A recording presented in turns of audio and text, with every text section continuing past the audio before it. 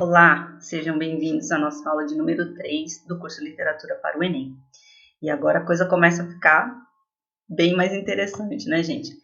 Hoje a gente vai falar um pouco sobre o período nacional, que é a produção literária do século XIX, o período em que teve muita, mas muita movimentação mesmo, em termos de escolas literárias, em termos de obras e de autores. Tá bom?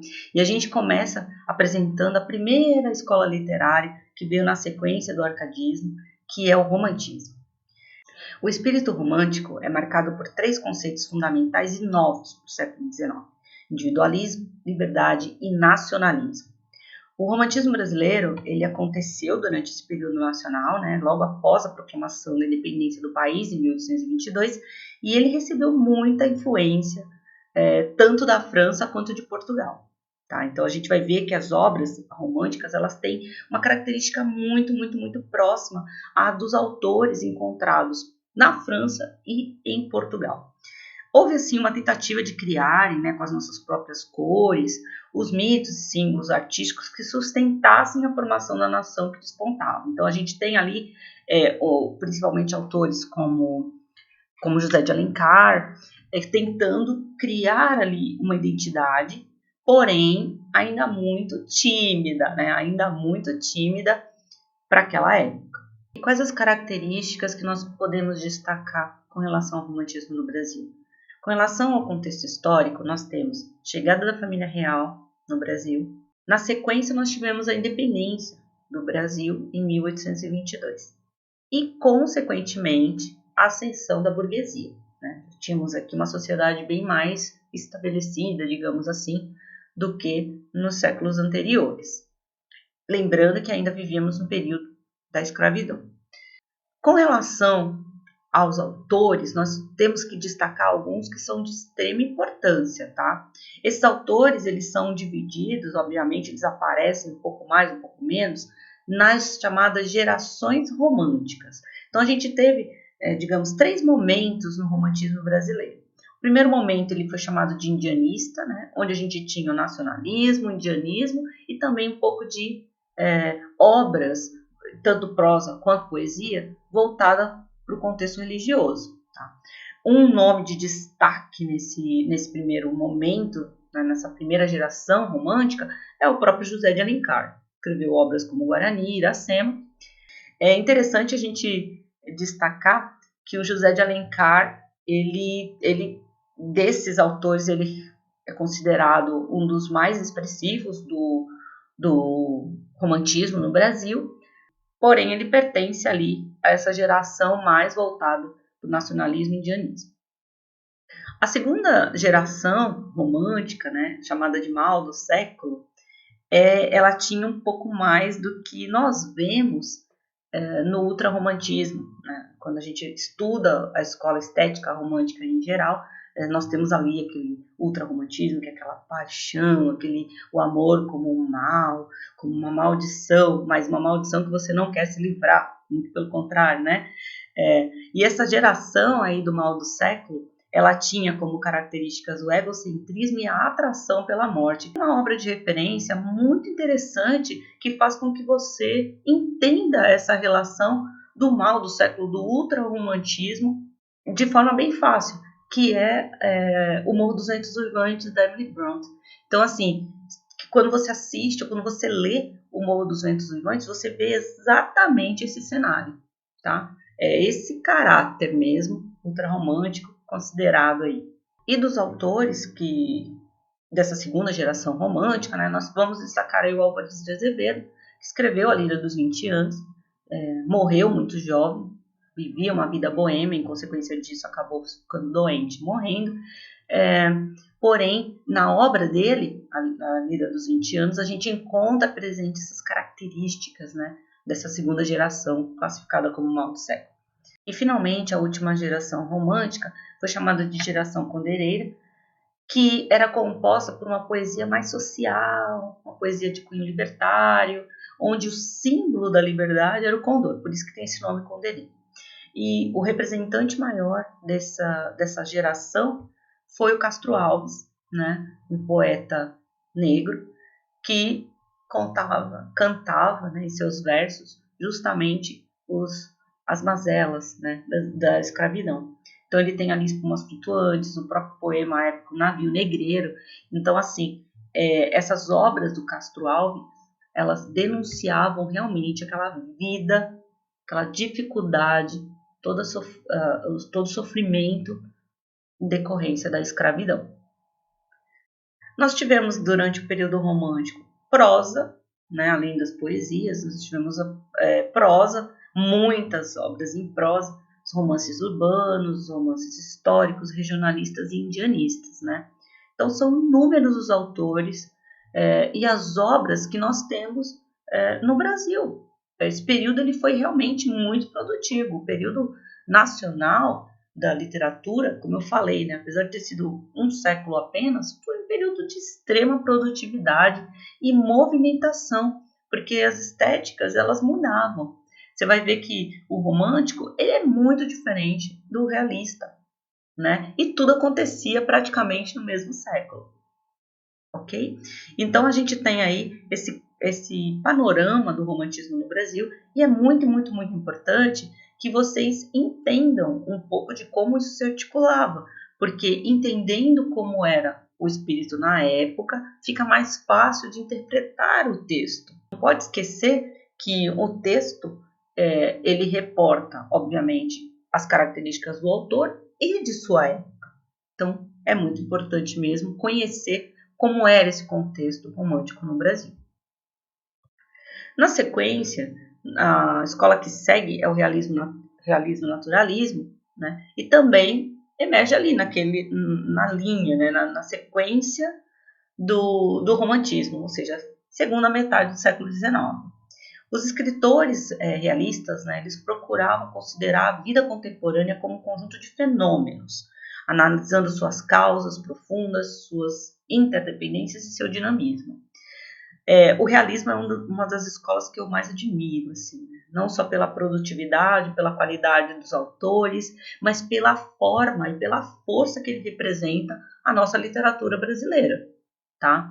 Machado de Assis foi o grande nome do realismo naturalismo brasileiro, seguido também por outro grande nome, que é o Aloysio Azevedo. Ambos são muito utilizados em questões do Enem. Inclusive, em 2021, agora esse Enem que acabou de acontecer, Machado de Assis teve 3 trechos citados na prova do Enem. Apareceu 3 vezes Machado de Assis, né? Falando justamente dessa parte dele, que é a crítica social, que é a ironia. Então, conhecer as características desse autor ajudou muito quem fez a prova do Enem 2021.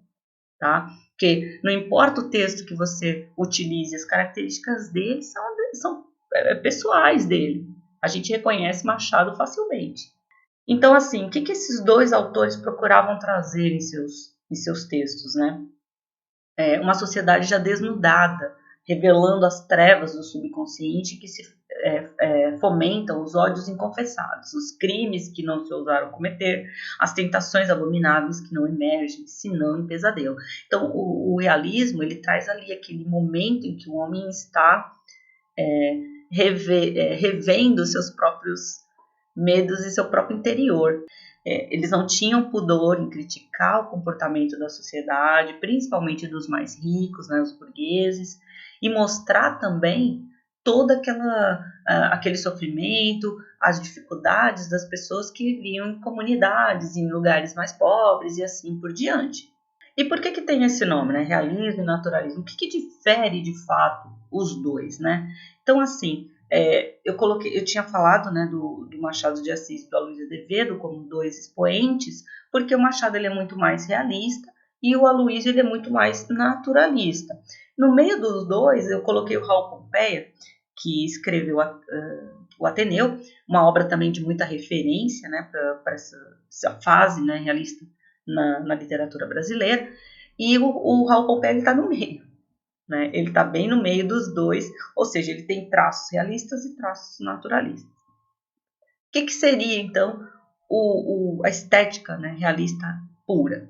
Ela mostra a realidade exterior, mas preocupa-se principalmente com a realidade interior das personagens, então aquela coisa, aquele mergulho ao interior mesmo.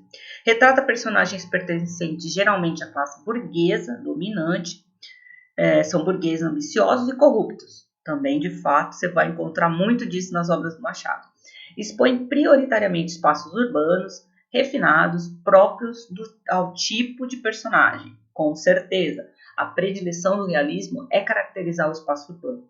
Preocupa-se muito mais com o estilo do que com a correção gramatical e a forma, fato.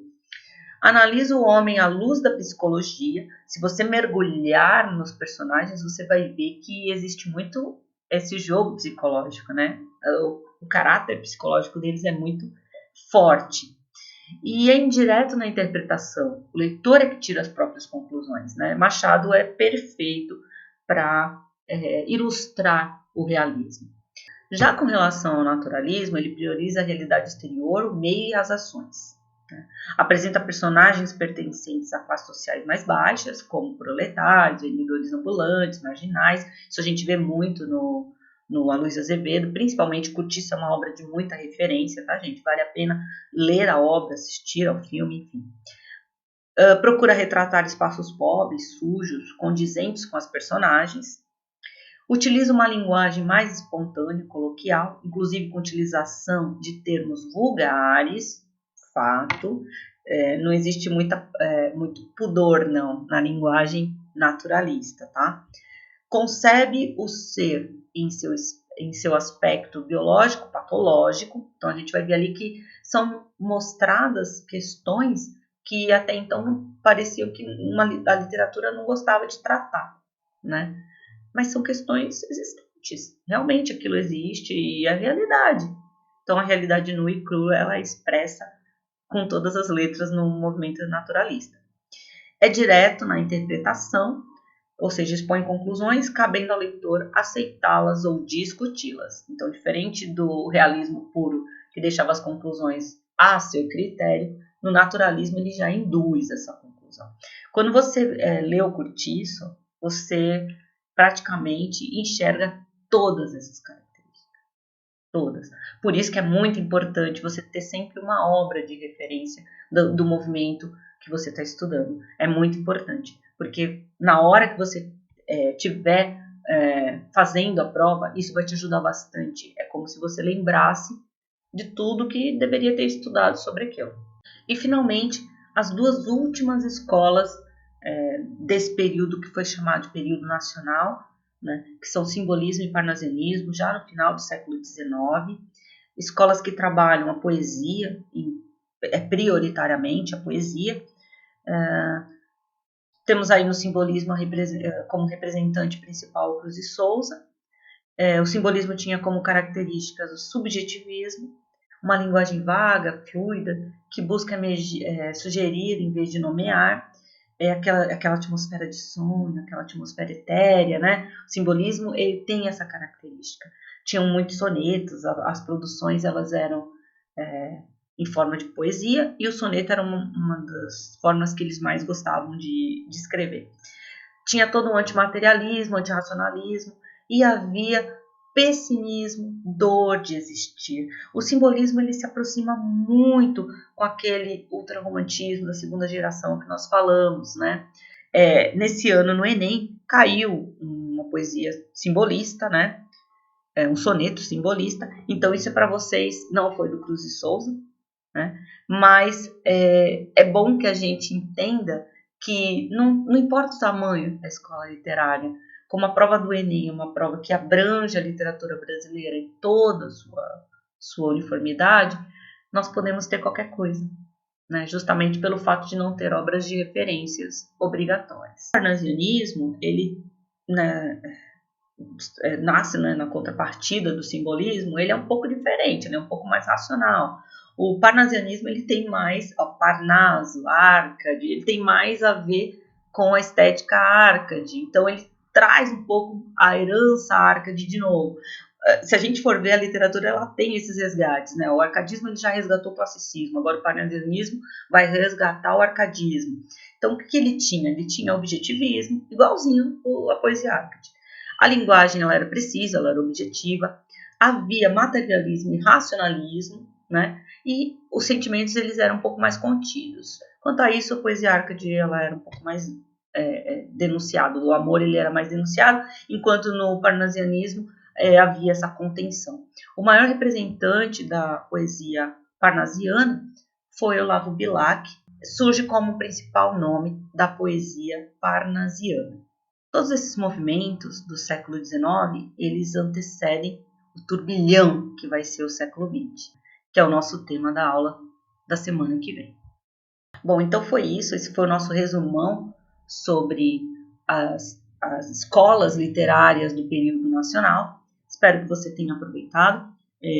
Leia os materiais, porque as informações lá são muito mais ricas, tá? Aqui é só uma pincelada mesmo, é só para aquela pílula de lembrete.